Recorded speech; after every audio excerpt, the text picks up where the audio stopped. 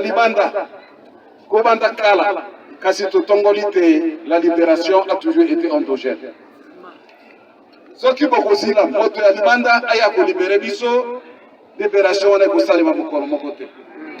Tango bakoya ba moni kita ezali na mboka pe toze komona yango batikali pe ko provoquer ba situation nyonso pona ko déstabiliser ekolo bakoma ko exploiter kita ya biso d'une manière anarchique pe yango to ko ndima te yango na tolobi non à la balkanisation ekolo ya biso maboko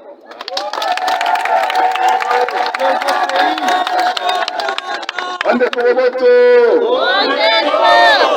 yango wana tosangani lelo pona kopesa message fort la communauté internationale peut dénoncer l'hypocrisie na bango oyo pai bazai koloba makambo nde na ndenge mais soki etali makambo ya Congo bolongo mozali te bobulu mozali mpe bato bazali kokufa bazali koloba eloko moko te plus de 10 millions de morts mpe silence ya communauté internationale epai bato babale basato bazali kokufa wana ekomi likambo na bango kasi po ya biso likambo moko ezali te et on a compris il y a un projet la multinationale pour la balkanisation du Congo pour lequel nous disons non tolingi bobele momoko ote ya biso yango wana bino bana banzambe bino mei kokeba moto moko akabola biso te pe loka toze komono ba guerre bitumba intercommunautaire par-ci par-là bato bazali kokufa makambo maye biso tomona mokolo moko te kasi lelo tomoni bato bazali kokumana kokatana bapeli pe yango tokobondima mokolo moko te yango atolobi totambola mpo ya kolakisa te totongoli makambo mana pe biso moko toyeba te tozali ba acteur ya liboso mpo ya libération ya mboka oyoki yango bandeko boto bongo moto moko akabola biso mokolo moko yango wana nazali kotondo bino butondo bakonzi ya mboka mingi papa gouverneur na baministre na badepute mapingama bapolisi mpe ya FARDC baelemo ya sécurité bino manso boyoki mbela ya biso mpe boyei totikala se moto moko tozali pembeni na bino eklise catholique ezali kokamba bino na etumba enene oyo tozali na yango matondi mingi na bino baso nzambe abenisa bino makota wa bino mpe baelemo na biso ya FARDC oyo bazali na front tosambela mpo ya biso bango mpe soki makoki mazali tosalisa bango mpo te basala misio na bango lokola elongo bani batondi mingi na bino baso mpe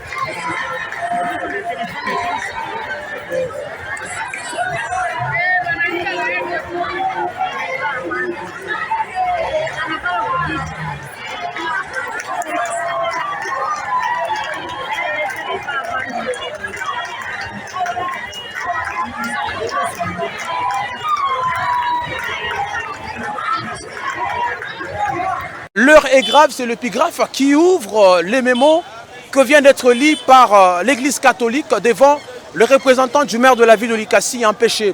Vous le constatez que l'Église catholique est mobilisée à travers les différentes paroisses de la ville de Likasi. Une seule messe a été dite et finalement la bénédiction finale vient d'être donnée ici sur place après cette marche. Vous le constatez, l'Église catholique dit non à l'agression du Rwanda via le M23 contre la RDC, non à la balkanisation de la RDC, la paix alors la paix, tous veulent la paix. Et donc, à travers ces moments, on a retenu également un élément important, c'est que l'Église catholique fustige avec la grande énergie les silences complices de la communauté internationale qui ne dit mot, le mot de passe reste le même.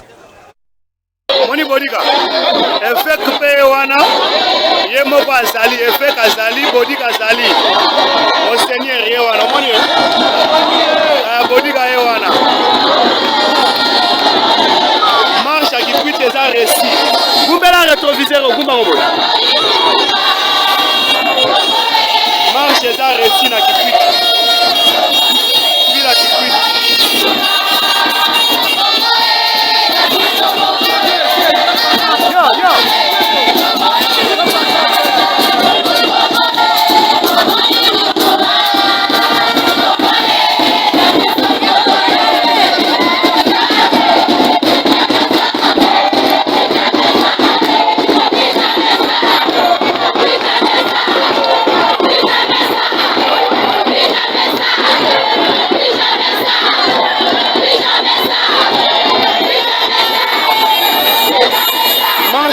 Simbi.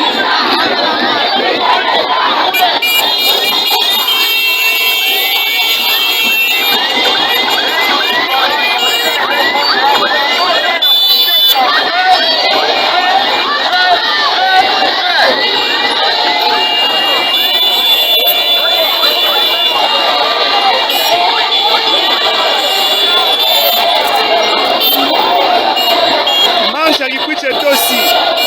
Yangoyo.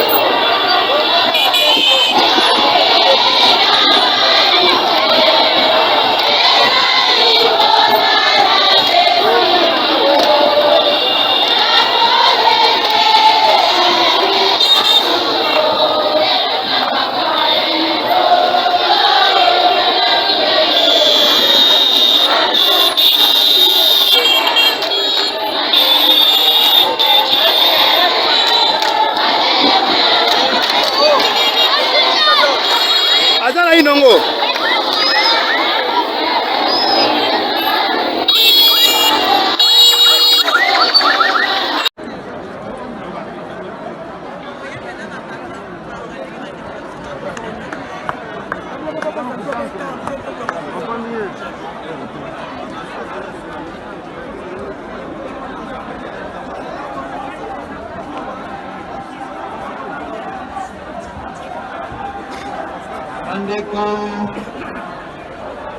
tata gouverneur ya province, tata episkopo wa lokumu wa Mbandaka Bikoro, bandeko banganga nzambe,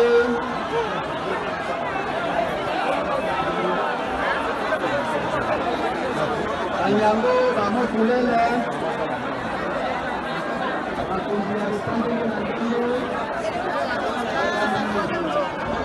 na Lingomba bandeko ba musulman, na Tobino Banso bosangani awa toyoki kutomboka bamanya ya Mburamatari. Bandeko bakambi ya Mangomba masusu ningi bandeko mabiso wa musulman pe na basusu bandeko bangelesa bazwami awa pe na Mangomba masusu ndenge na ndenge na pesi bino lisusu mbote mbote na bino baso mbote lisusu mbote na bino bandeko banganga nzambe bana ba bolingo mpe bandeko nza banyango na bamotulele bakomo ba iglesia ya solo lelo ezali mokolo mwa isengo awa tomoni bino bayike boye nakanisi boye bina bolambu na sanza ya zomi na moko ewuti kosila biso batata baepiskopo babino basenko lokato lobaka conférence épiscopale nationale du Congo tosanganaki na likita linene na Congo nani na Kinshasa na ngoma biso Kinshasa mboka bokonzi wa ikolo po ya kosambela lokola boyebi pe komanyola likolo ya situation mboka.